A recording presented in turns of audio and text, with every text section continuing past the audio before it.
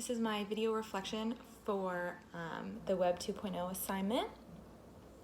After watching the videos and listening to the lecture, I basically got from the videos that the internet can be a very, very helpful thing, and obviously it's something that we use every day. We use it in pretty much every aspect of our lives.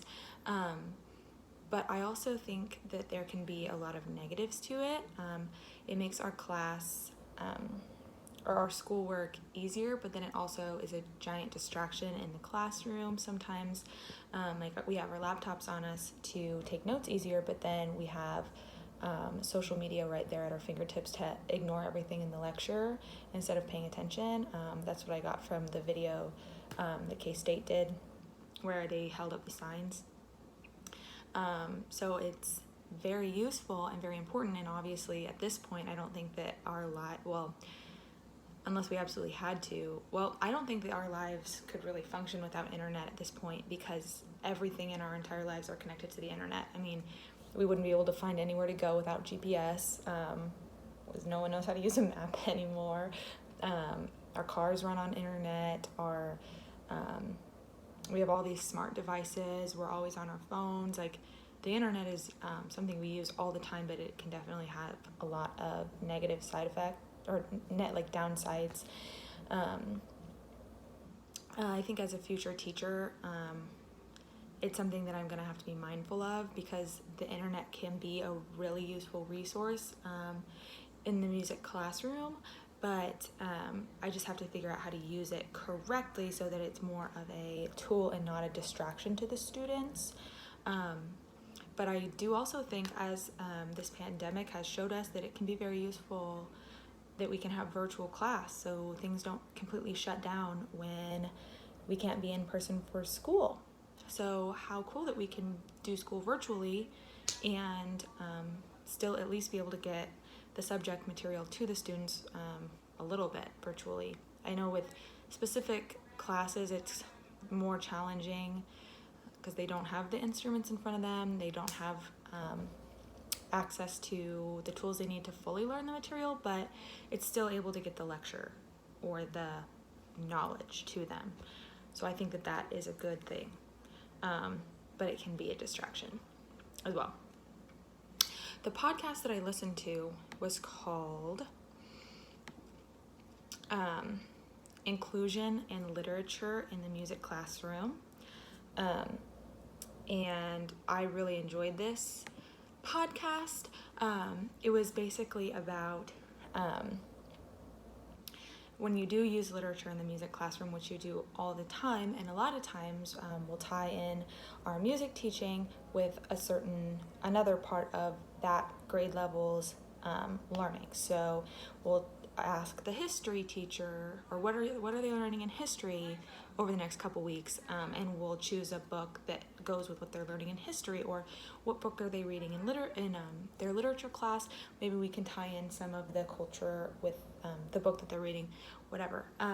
So the podcast that I listened to was about inclusion and literature in the music classroom, and a big part of what they discussed was making sure that the books you choose are being written by people who actually have been in the situation. So if you're reading a book talking about the African American experience in America, but it's written by a white person, then maybe sharing that view with your students wouldn't really be particularly,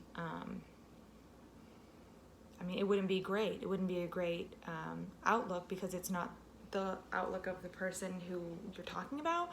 So, or if another example they used was if you were reading a book about Korean culture, but it was written by somebody who didn't experience the Korean culture firsthand, it might not be as great of a piece to pull and use in your classroom.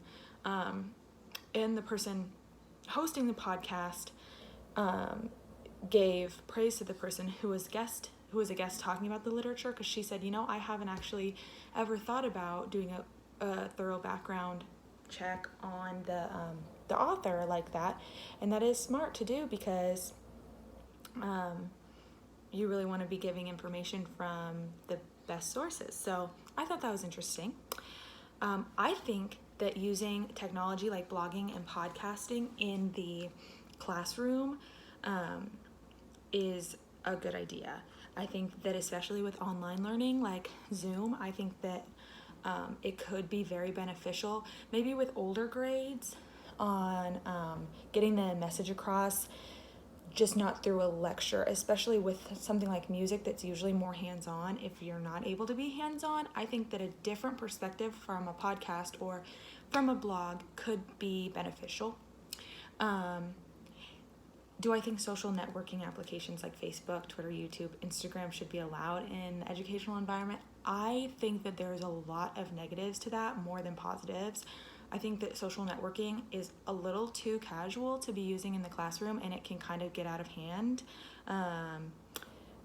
The first thing that came to my mind when I thought of that was just the catty moms not being able to say something to your face and instead taking it to Facebook. That's the first thing I thought about. And we've talked about that in other classes, some of my other education classes as well, how now that social media is more prevalent, right after a parent-teacher conference, it's so normal for parents to jump right on Facebook and talk about how bad their teacher is.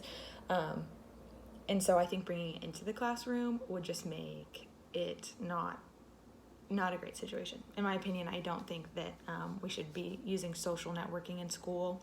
I think that technologies like podcasting and blogging can be used, but social networking is a different animal. And then I used Reddit as my cloud-based bookmarking tool, and I had never used a bookmarking tool like that. I know a lot of my friends have used Reddit. I just never used it before.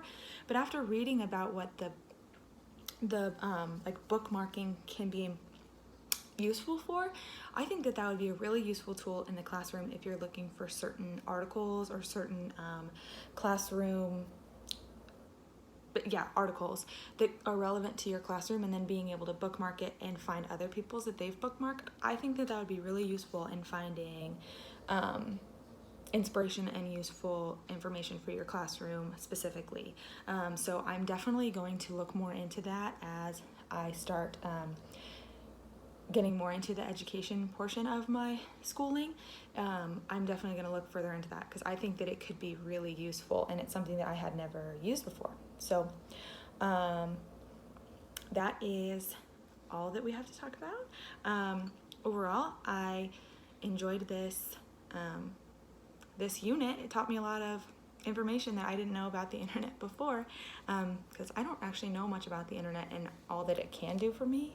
So this was quite interesting to dive in a little deeper into what I can use the internet for in my music classroom, because we don't talk about that much in music. Internet and music is not something that we really talk about over in the music department, so I'm gonna have to get more used to it as I come into the education department. But yes, thank you.